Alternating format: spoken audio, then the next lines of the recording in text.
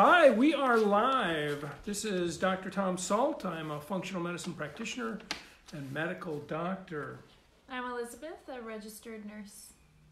And so we're here today to talk about nutrition. We've been doing a diddle all week on the 5 modifiable lifestyle factors. On Monday we did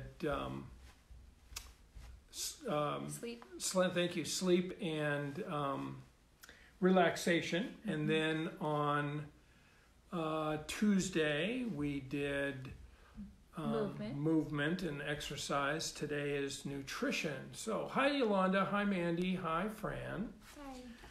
So I mentioned yesterday we're going to make it kind of generic. Obviously food is good for you. There's food and there's junk. There is no junk food. There's only junk. So when you think about food, what do you think about when you think about food?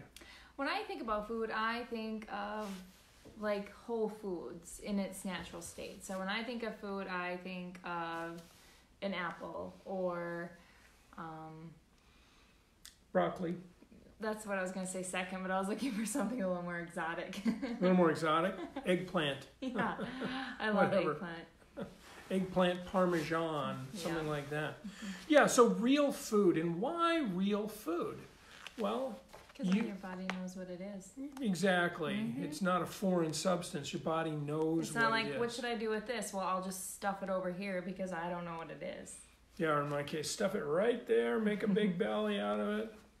Yeah, and hi, Jane.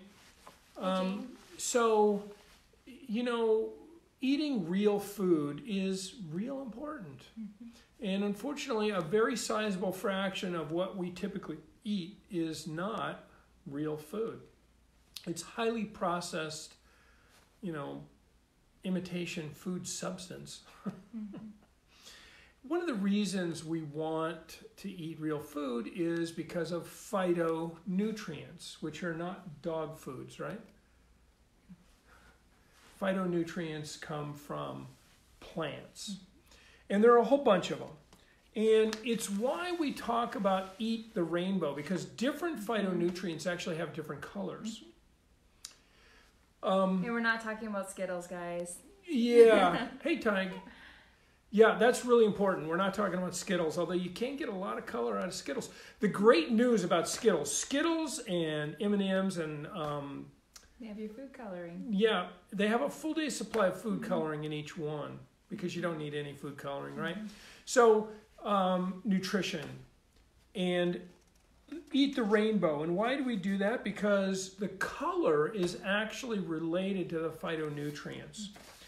So, you know, if you think orange or dark green leafy vegetables or green vegetables, you think about beta carotene. And beta carotene is like a pre-vitamin A. And it's good for the immune system, it's good for vision, it's good for your skin, it's good for your bones. So just thinking about color alone, and you'd think orange, but we'll get to orange in a little bit, or, you know, orange and green. Orange and green, think of the beta carotene. And then lycopene. Lycopene is think of red. Now lycopene is really good for your heart. It's really good for cancer protection. It's good for your immune system. It's good for a lot of things. It's a potent antioxidant. It's found in tomatoes and pink grapefruit and watermelon, tomato paste, tomato products in general. So there's tons of lycopene in red things. Grapefruit. Pink grapefruit, yeah. And then think of lutein. You know, we normally think of lutein as good for the eyes because I think it was Centrum or something put out ads about, you know, with lutein and it's good for your eyes. But it's actually also really important for heart health and for what am I trying to say? Oh, cancer again. Heart health and cancer, and again, a powerful antioxidant found in spinach, broccoli, Brussels sprouts, various lettuces, artichokes, and so on. So, you know, when you're thinking of lutein, think of those deep green things. Now, my favorite word in the English language, anthocyanidins. Anthocyanidins, think of deep red, purple kind of colors. So mostly we're talking about berries. Proanthocyanidins are really powerful antioxidants. So what kind of foods have proanthocyanidins? Berries, so raspberries, strawberries, blueberries, onions, potatoes, so it's kind of all on the... If something has a red or purple color, it probably has. So your favorite, the food you only eat once a year at Thanksgiving, cranberries, are really high in proanthocyanidins or anthocyanidins. And very, very important for blood vessel health. It turns out that anthocyanidins protect your blood vessels from oxidative stress and injury. They can prevent plaque formation, things like that. So again, we're trying to just talk about why would you eat the rainbow? There's actually really good science behind why you should eat the rainbow. So isoflavones. Isoflavones are often thought to be, they call them sometimes phytoestrogens. That's a term I hate. I like a more precise term, selective SERMs, selective estrogen receptor modulator, or modulator. And a SERM isn't actually an estrogen, just like isoflavones are not estrogen at all. But they do have a weak affinity for estrogen receptors, some of them do. And they have been shown to kind of normalize hormone activity. If you have too much estrogen, it tends to tone it down because it kind of blocks the effects of estrogen. If you don't have enough estrogen, because they do weakly bind to estrogen receptors, they kind of raise your estrogen activity up a little bit.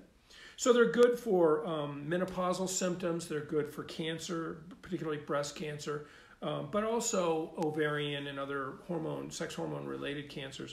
And bone health, inflammation, they help lower cholesterol. So isoflavones, where can you find those? Soybeans. Soybeans. So what do I don't eat soybeans. What? Well, you did today, actually. What did I have? You had soy sauce. I had soy sauce. So soy sauce, what else is made out of soybeans? Well, if you drink any type of dairy alternatives, a lot of times they have soy in them, like your soy milk or tofu, miso.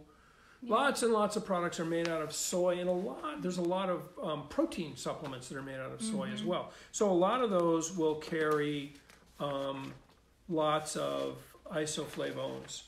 So that's the reason for eating the rainbow. There's lots of phytonutrients, and we've talked a million times about this idea of get your 5 a day, and that comes from 2 to 3 fruits and 3 to 5 vegetables, and they take the lower of those two and they say 5 a day.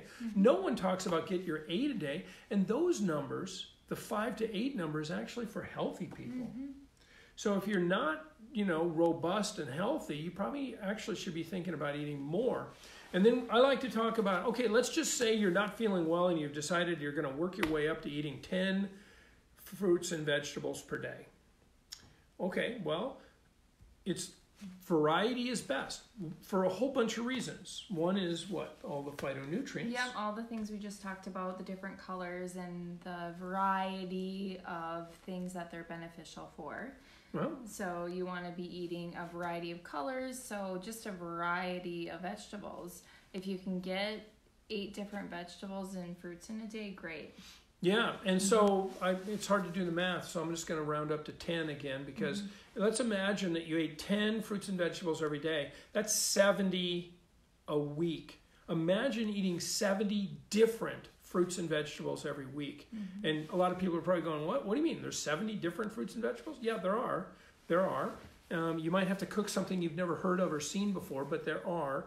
And if you think about the diversity of color, but not only that, the diversity of fibers, because it's actually the fiber in those fruits and vegetables that is going to nourish your microbiome.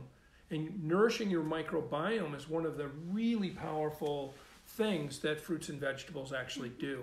And each one of those has their very own microbiome that we introduce into ours. So. Yep.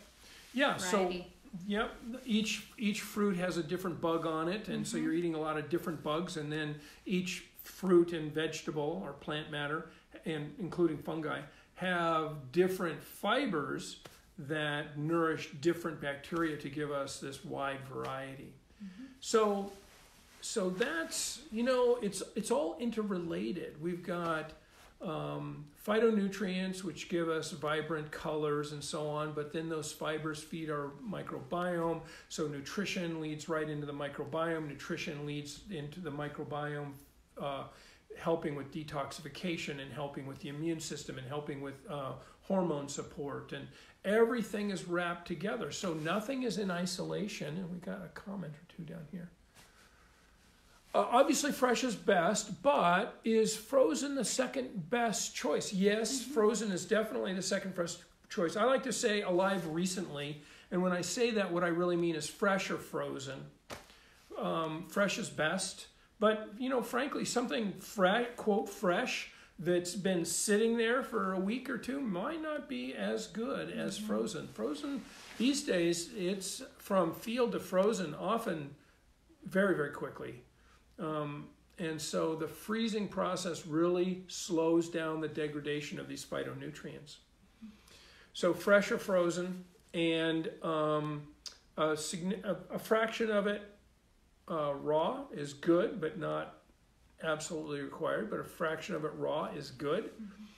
Some people do wholly raw diets, and that's fine if you can digest it. Some people have a hard time digesting raw fruits and vegetables. And sometimes I feel, the balance of it, when you cook it, it obviously cooks down. So you're getting more volume of it cooks down. So it appears to be a smaller amount. It feels like you're consuming a smaller amount, but you're getting more of those vegetables in compared to the raw. Yep.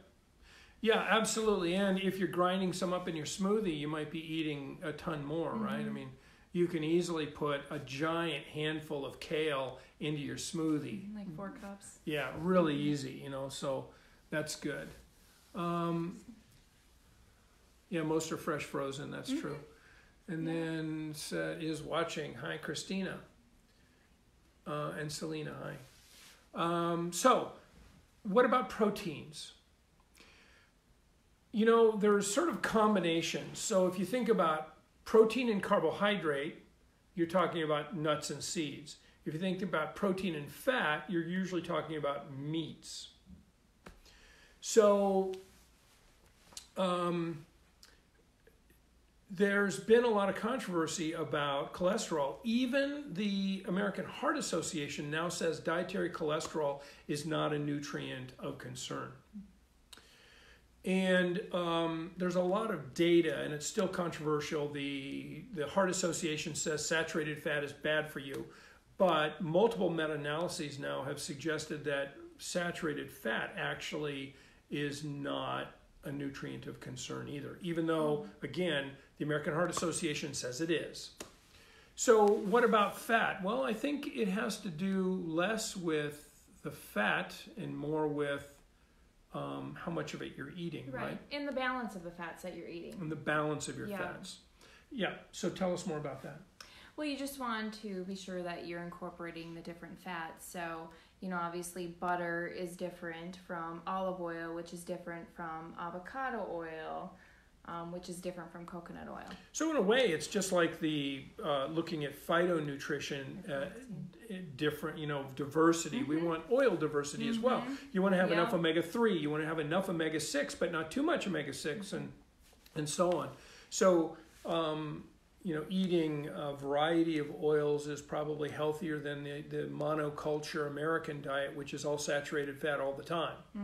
If you're eating more PUFAs, they're called polyunsaturated fatty acids, and more omega-3 fats, while the omega-3 fats and the polyunsaturated fats are more subject to oxidative stress, if you're eating all those fruits and vegetables, you're protecting them from oxidative stress.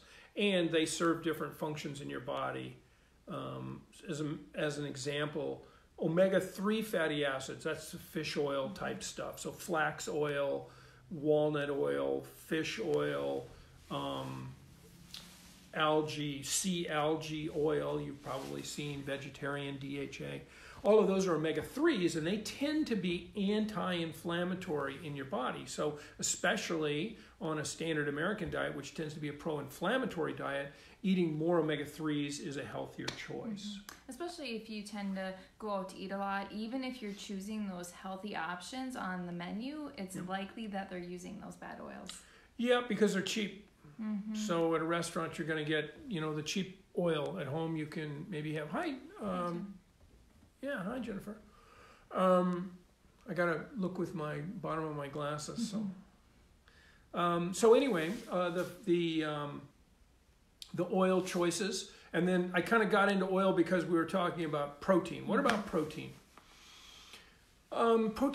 Not all protein is created the same. Animal protein and vegetable proteins are different. They have different composition. There is a lot of data on vegetable protein.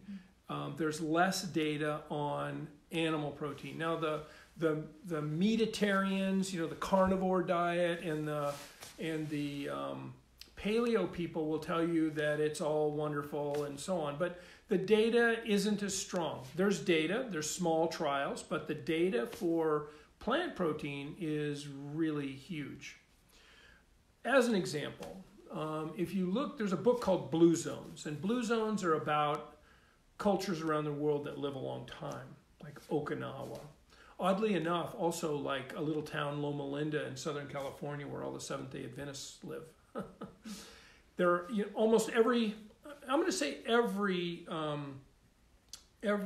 blue zone in the world is maybe not vegetarian, but very high in vegetables in their diet, far above the standard American diet.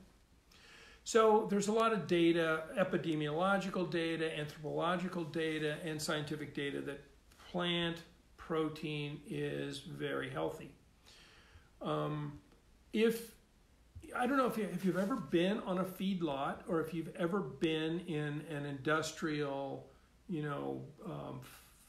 chicken coop.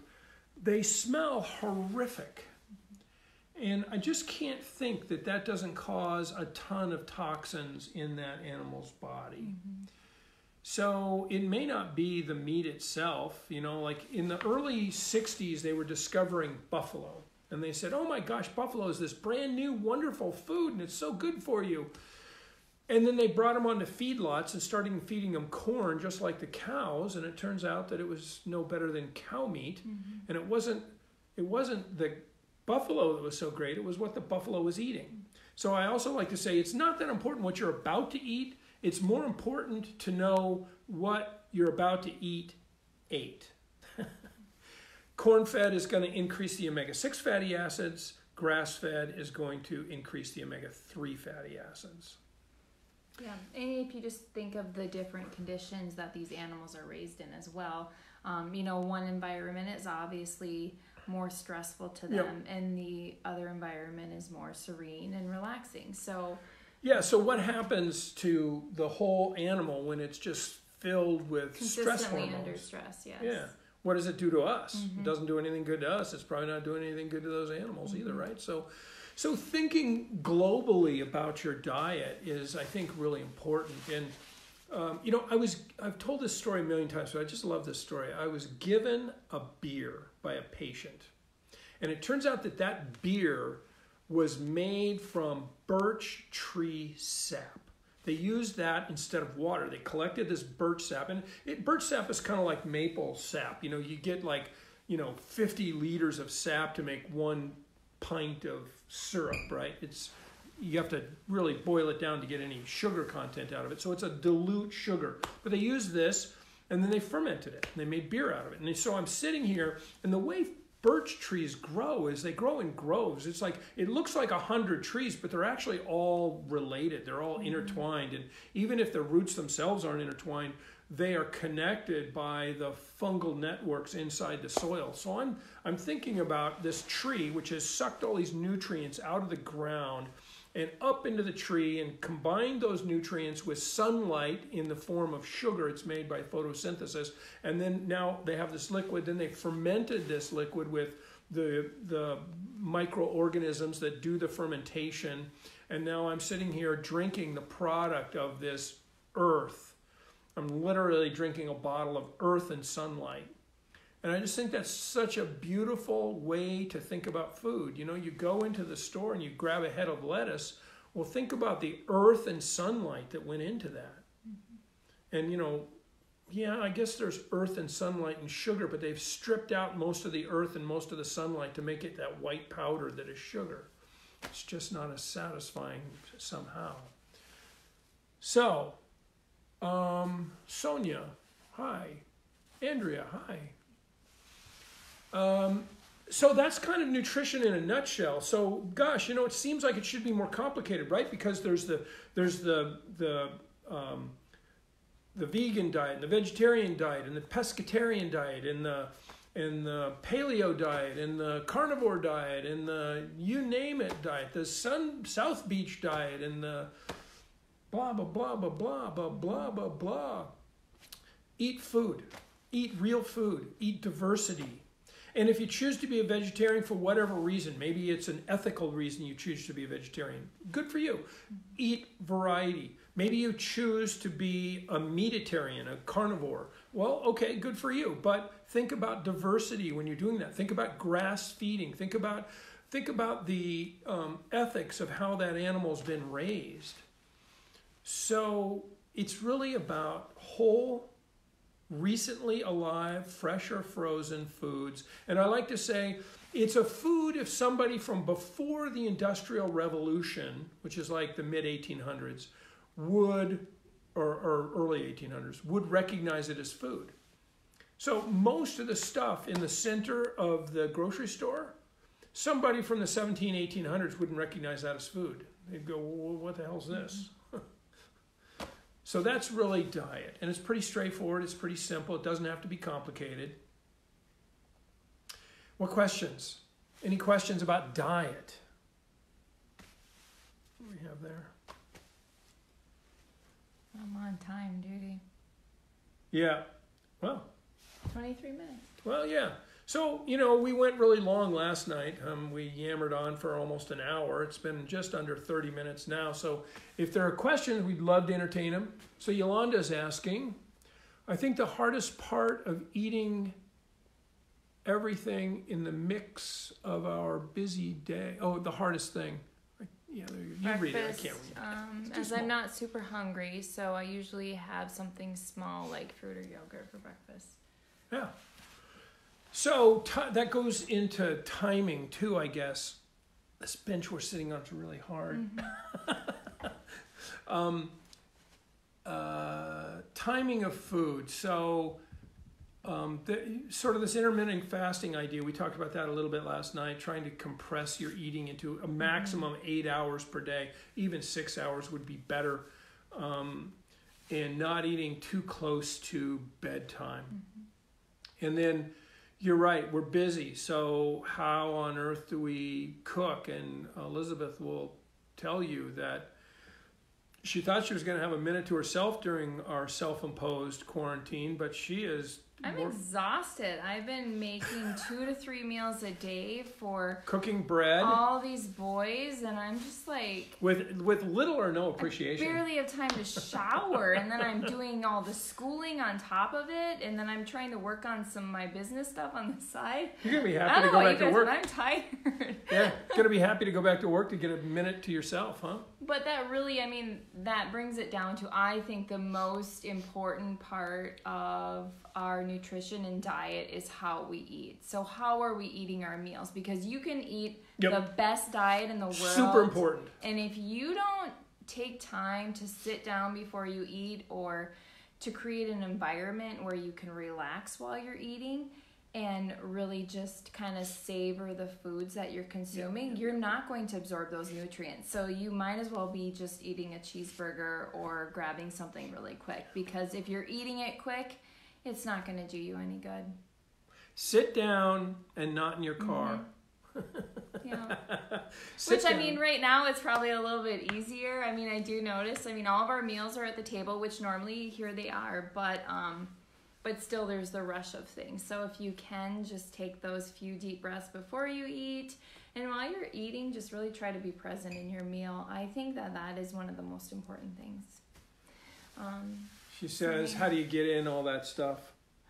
Veggies and stuff in. So, and because she's not that hungry. And that's where I think cooking it down comes into handy, because when you soups are really helpful. Yeah, I made smoothies soup are helpful today, and it had probably at least 5 different vegetables in it, and it cooks it down. And even if you're not, you're eating the broth, right? So she made a broth out of a chicken, and it like cooked in a slow cooker for, I don't know, like 24 hours. I did it for seemed like a 24 hours. month, but because I was smelling it the whole time, I was like, went to bed smelling it, woke up smelling it.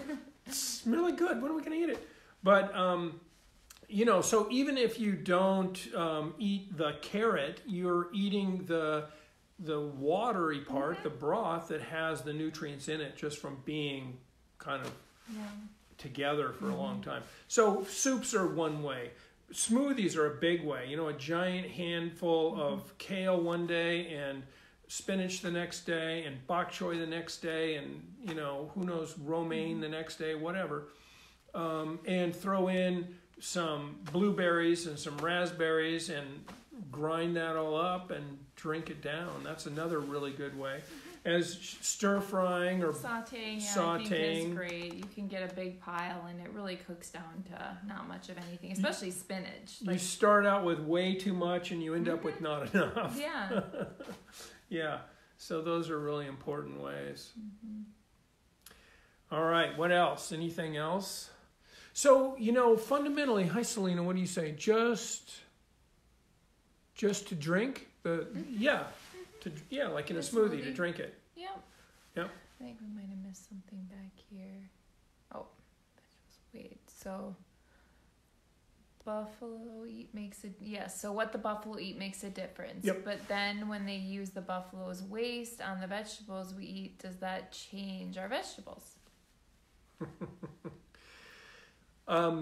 So presumably what happens to the buffalo waste is it decomposes. Fungi actually are the bugs that invade dead material, animal or vegetable, doesn't matter, and break it down basically into its primary nutrients. So I don't think it has as much of an effect on the plants as it does when they feed the cows their buddies.